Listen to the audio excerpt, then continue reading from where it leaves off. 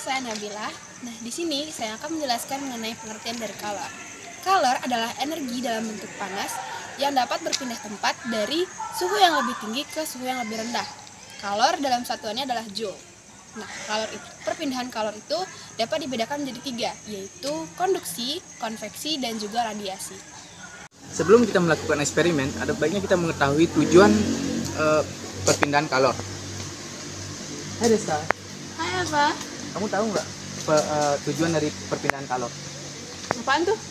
Nah, tujuan dari perpindahan kalor itu yang pertama memanaskan atau mendinginkan fluida hingga mencapai temperatur tertentu yang dapat memenuhi persyaratan untuk proses selanjutnya seperti pemanasan reaktan atau pendinginan produk dan lain-lain.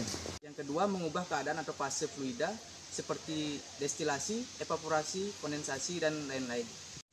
Wah, ternyata itu tujuannya ya. Terus buktinya apa?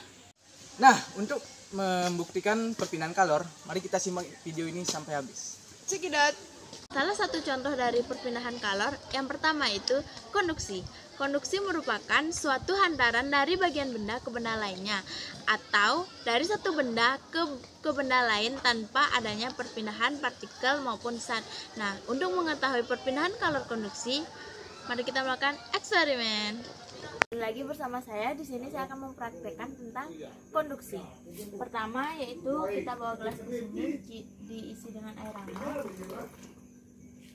Nah, mengapa disebut konduksi? Karena yang awal mulanya gelas sesuai dengan suhu yang ada di tempatnya berubah menjadi hangat gara-gara dituangkan air hangat.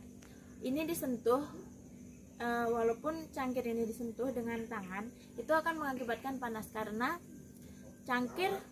air panas akan merantara ke cangkir dan ke tangan. Itu disebut dengan konduksi. Sekian dari saya, terima kasih. Kedua, konveksi. Tahukah kamu, konveksi adalah perpindahan kalor atau panas melalui sebuah fluida, baik dalam bentuk cair dan gas, yang disebabkan oleh gerakan molekul yang disertai dengan partikel-partikelnya. Kalor yang bekerja tidak hanya pada kasus fluida, namun juga pada bentuk padatan. Akan tetapi perpindahan kalor dalam bentuk padatan disebut dengan konduksi seperti penjelasan sebelumnya. Konveksi memiliki 2 jenis, yaitu yang pertama konveksi alamiah.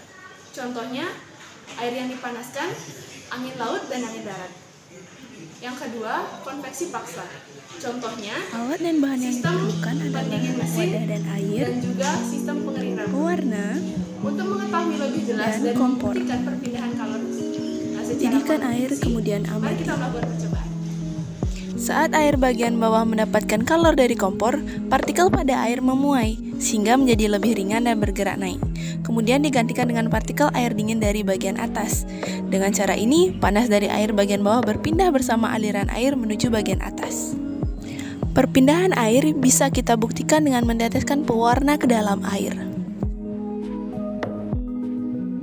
Bisa kita lihat apa yang terjadi pada pewarna ketika air mendidih. Pewarna mengalami perputaran.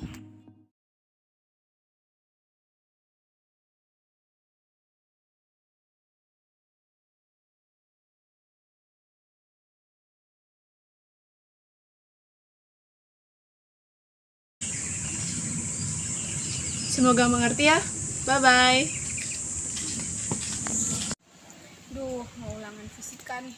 Belum tahu lagi radiasi itu apa. Rizky, kamu bisa nggak bantu aku jelasin radiasi itu apa ya?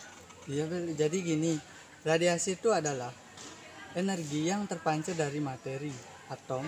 Salah satu dalam contoh bentuk radiasi partikel atau gelombang. adalah sinar matahari. Berdasarkan kemampuan dalam melakukan ionisasi, radiasi dibedakan menjadi 2, yaitu radiasi pengion dan radiasi non-pengion.